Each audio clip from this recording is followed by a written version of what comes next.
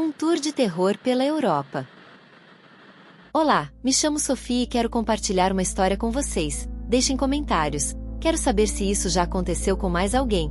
Tenho 28 anos atualmente, e em 2016 decidi realizar um sonho antigo, um tour pela Europa. Estava ansiosa para conhecer cada canto histórico e aprender um pouco da cultura de cidades milenares. Após visitar Paris e Barcelona, segui para Roma, onde comecei a notar algo estranho. Cheguei a Roma em uma tarde ensolarada. A cidade era um misto de beleza antiga e caos moderno. As ruínas do Coliseu se erguiam majestosamente contra o céu azul, e eu me senti pequena diante de tanta história. Passei pelas ruas de paralelepípedos, admirando as construções e as praças cheias de vida.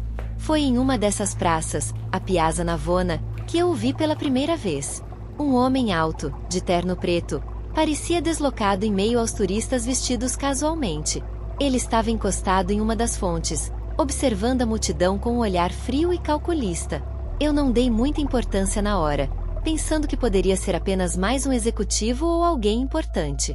No entanto, o desconforto começou a surgir quando, horas depois, eu o vi novamente na estação Termini, enquanto aguardava meu trem para Florença. Ele estava na plataforma oposta, aparentemente distraído, mas senti um calafrio ao perceber que seus olhos estavam fixos em mim por um breve momento. Sacudi a cabeça, tentando afastar a sensação de paranoia. Deve ser só uma coincidência, pensei. Então, entrei no trem e procurei meu assento. O vagão estava relativamente vazio, o que me deu uma sensação de segurança.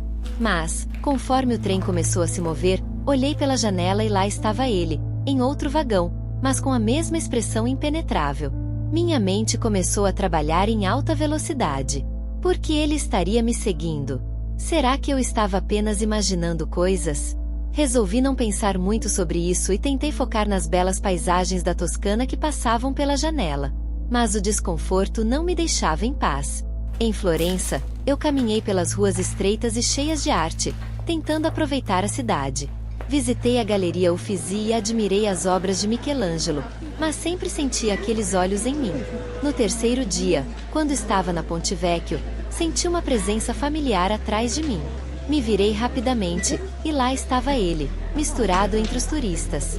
O pânico começou a tomar conta de mim. Decidi que precisava ser mais esperta e atenta.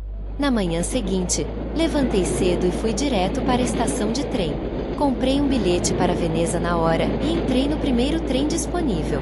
Enquanto o trem serpenteava pelos campos, me permiti relaxar um pouco. Talvez estivesse conseguindo despistar meu perseguidor, mas a paz durou pouco. Ao desembarcar em Veneza, na estação Santa Lúcia, vi de relance aquele homem de terno preto, caminhando calmamente pela plataforma. Meu coração disparou. Agora eu tinha certeza de que estava sendo seguida. Precisava de um plano. Aluguei um quarto em um hotel pequeno e discreto, longe das áreas turísticas. Passei o resto do dia trancada no quarto, tentando entender o que estava acontecendo e traçando estratégias e planos de fuga. Quando a noite caiu, olhei pela janela e vi o homem parado do outro lado do canal, observando fixamente meu hotel. Um medo gelado percorreu minha espinha. Ele estava sempre um passo atrás de mim, como uma sombra.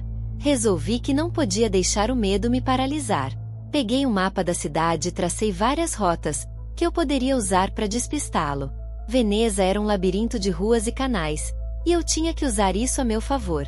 Na manhã seguinte, com a primeira luz do dia, saí do hotel e comecei a me mover rapidamente pelos becos estreitos, tentando perder meu perseguidor. Mas, no fundo, sabia que isso era apenas o começo. A sensação de estar sendo caçada era esmagadora, e eu precisava ser mais inteligente e mais rápida se quisesse sobreviver a essa perseguição implacável. Enquanto me movia pelos becos estreitos de Veneza, sentia a adrenalina pulsar em minhas veias. Cada som, cada sombra parecia ampliada pela minha ansiedade. O medo de ser apanhada se mesclava com uma determinação feroz de não ser uma vítima passiva. A cada esquina, olhava para trás, buscando sinais do homem de terno preto. Veneza, com suas ruelas sinuosas e pontes sobre canais, era um lugar perfeito para se perder, mas também para se esconder. Segui meu plano meticulosamente, desviando por caminhos menos movimentados e entrando em lojas pequenas, esperando que ele não me seguisse. Depois de horas tentando despistá-lo, Me vi em um bairro menos turístico, onde as construções antigas se erguiam silenciosas, como guardiãs de segredos sombrios. Entrei em uma antiga igreja barroca, esperando encontrar um refúgio temporário. O interior estava vazio e frio, o que de certa forma me acalmou. Sentei-me em um dos bancos e tentei controlar minha respiração. Enquanto meus olhos se ajustavam à penumbra, pensei em minhas opções. Eu poderia buscar ajuda? Mas de quem? A polícia italiana acreditaria em uma turista estrangeira falando sobre um perseguidor sem provas concretas? De repente, um som de passos ecoou pela igreja. Meu coração quase parou. Olhei em direção à entrada e lá estava ele, parado na porta, a silhueta recortada contra a luz externa. Seu olhar penetrante me encontrou imediatamente. Sem pensar duas vezes, levantei-me e corri para uma porta lateral, que dava para um pequeno pátio. Atravessei o pátio rapidamente e encontrei uma saída para outra rua estreita. Estava fugindo às cegas, confiando apenas na minha intuição. Corri por minutos intermináveis, sentindo o cansaço pesar em minhas pernas, até que cheguei a uma pequena praça. Vi uma cafeteria aberta e, sem pensar, entrei. A atmosfera calorosa e o cheiro de café fresco me deram um breve conforto. Encontrei uma mesa no fundo, longe das janelas, e sentei-me. O garçom, um homem de meia idade com um semblante amigável, veio me atender. Pedi um café e tentei parecer o mais normal possível. Enquanto esperava, peguei meu celular e pesquisei sobre desaparecimentos e perseguições na Europa. Encontrei alguns casos, mas nada que se encaixasse perfeitamente na minha situação. Meu café chegou e, ao primeiro gole, senti um pouco de calma retornar. Mas a tranquilidade foi interrompida quando percebi uma figura familiar entrando no café. Ele parou na porta e olhou ao redor. Seus olhos estavam me procurando. Meu coração disparou novamente. Eu precisava sair dali. Levantei-me discretamente e fui em direção ao banheiro. Tranquei a porta e procurei uma saída, mas não havia outra. Respirei fundo e decidi que não podia continuar assim. Precisava confrontá-lo ou encontrar uma maneira definitiva de escapar. Abri a porta lentamente e olhei ao redor. O homem estava de costas, falando com o garçom.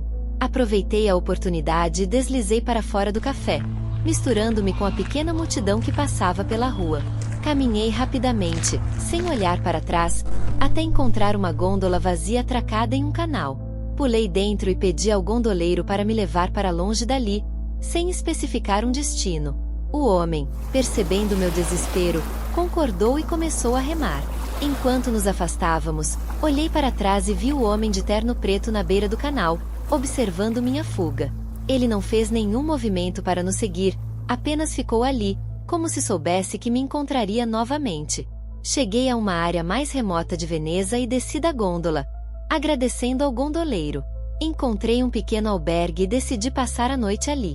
Tranquei a porta do quarto e encostei uma cadeira na maçaneta, como medida extra de segurança. Deitei na cama. Eu estava exausta, mas minha mente estava a mil. O que aquele homem queria de mim? Por que me seguia incansavelmente? E o mais importante, como eu poderia escapar dele de uma vez por todas? No dia seguinte saí de Veneza e decidi voltar para casa. Voltei para Paris e no mesmo dia comprei uma passagem no aeroporto. Até hoje, eu não tenho respostas, mas escapei, e para as pessoas que pretendem viajar para outros países, eu peço que tenham cuidado. Se gostou do conteúdo, deixe o like, comente e compartilhe para ajudar o canal.